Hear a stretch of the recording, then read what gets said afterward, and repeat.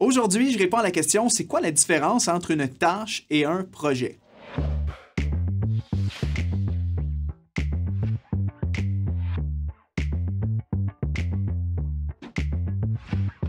Salut tout le monde, on va poser la question, c'est quoi la différence entre une tâche et un projet? Parce que vous savez, on ne gère pas les deux précisément de la même façon, alors je vous donne une explication par rapport à ça, j'espère que ça va vous aider à comprendre.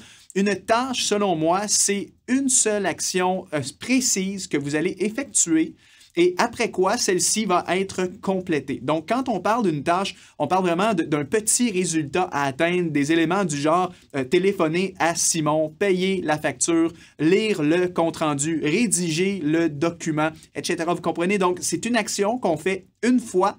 Et du moment que c'est terminé, on peut barrer ça de notre to-do list. C'est terminé. Une seule action. Et parfois, c'est une action qui est indépendante. Donc, ça ne dépend pas de d'autres résultats qu'on doit faire précédemment. Tandis que de l'autre côté, un projet, en fait, pour moi, c'est un résultat qu'on veut atteindre, mais qui nécessite plusieurs actions pour parvenir au résultat. Donc, elle est là la grosse différence. Une tâche, c'est une seule action et j'ai atteint le résultat. Donc, par exemple, appeler Simon. J'appelle Simon, la tâche, le résultat est atteint, c'est terminé, on enlève ça de notre to-do list. Un projet, par contre, c'est un résultat qui a plusieurs actions. On peut penser à des exemples comme sortir une formation en ligne, écrire un livre ou créer un nouveau produit si vous êtes en affaires. Donc, évidemment, ça, ici, c'est un résultat qui va nécessiter plusieurs actions.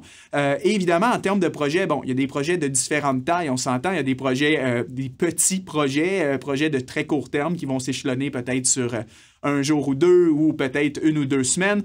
Il peut y avoir des projets d'une ampleur moyenne, où est-ce que là, ça peut être un projet qui va s'échelonner sur quelques semaines, voire quelques mois. Et il y a aussi des projets de long terme. Donc, je continue avec mon exemple d'écrire un livre. Ça, c'est plus un projet de long terme, où est-ce que parfois, ça peut prendre 6 mois, ça peut prendre 1 an. Donc là, on parle d'un gros résultat à atteindre qui va nécessiter plusieurs actions, plusieurs tâches qui vont devoir être faites au fil du temps. Donc, vous comprenez qu'un projet va contenir plusieurs tâches. Et c'est seulement quand tu vas avoir complété toutes ces petites tâches-là que tu pourras dire un jour, OK, le résultat est atteint, le projet est finalisé. On barre ça maintenant aussi de notre to-do list. Donc, pour cette raison, étant donné que c'est quand même deux choses assez différentes, le traitement des tâches et le traitement des projets ne sera pas le même.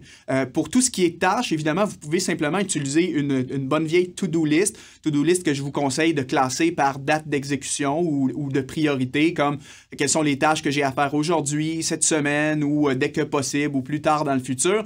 Tandis que pour les projets, je vous conseille plutôt d'avoir un outil, un gestionnaire de projet. Donc là, ici, écoutez, il y a tellement d'applications de gestion de projet. On peut penser à Trello, Asana, Todoist et la liste pourrait continuer. Donc, pour ce qui est des projets, je conseille plutôt d'utiliser un outil approprié et à ce moment-là, on va écrire le projet et à l'intérieur du projet, on va venir détailler toutes les petites actions, les sous-tâches qu'on doit accomplir. Donc, voilà. Et c'est certain qu'il ne faut pas non plus tomber dans l'extrême non plus avec la gestion de projet, tu sais, de gérer des micro-projets.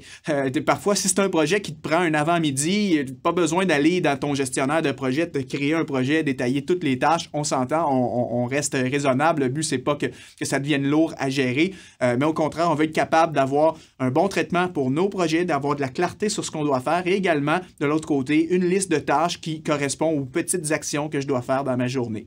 Donc, voilà, c'est comme ça que je vous expliquerai la différence entre une tâche et un projet.